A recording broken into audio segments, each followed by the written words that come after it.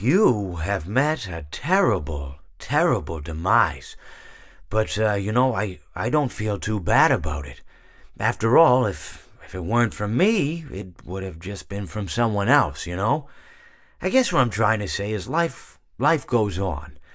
Well, for everyone else, life goes on, not for you.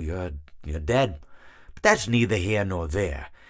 It reminds me of one summer day in the park. I was having just a delightful picnic with my good friend Orville, and I said to him, Orville, I have a story. And he said to me, what's the significance of the story? And I said to him, Orville, not every story has to have significance. Sometimes a story is just a story. If you try to read into every little thing and find meaning in everything anyone says, you'll just drive yourself crazy. I had a friend do it once. Wasn't pretty. We talked about it for years. And not only that, but you'll likely end up believing something you shouldn't believe, and thinking something you shouldn't think, or assuming something you shouldn't assume. Sometimes, I said, a story is just a story. So just be quiet for 1 second of your life and eat your sandwich, okay? Of course, it was only then I realized I'd made sandwiches, and poor Orville was having such difficulty eating it. Elephants have those clumsy hands. Actually, I suppose that's the problem. They don't have hands at all, do they? They're all feet. I couldn't imagine someone asking me to eat a sandwich with my feet. Now, if I recall correctly, there was a bakery nearby. I said to him, Orville, let me go get you some rye bread.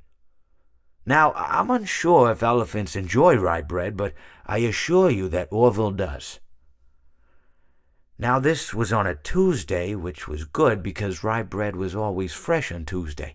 They made sourdough bread on Monday and threw it out Wednesday, or rather, they sold it at a discount for people wanting to feed the ducks, and then probably at the end of the day, finally, they threw it all out. I don't recall. I do remember a man who would bring his son to the bakery every Wednesday and then go feed the ducks. He would buy all of the sourdough bread. Of course, you're not supposed to feed the ducks sourdough bread at all. It swells up in their stomach and then they all die. At least that's what I've heard. I never saw any ducks die myself, but I did notice a substantial decrease in the duck population over the course of a few years. I just never thought to stop the man and tell him that he was killing the ducks by feeding them sourdough bread.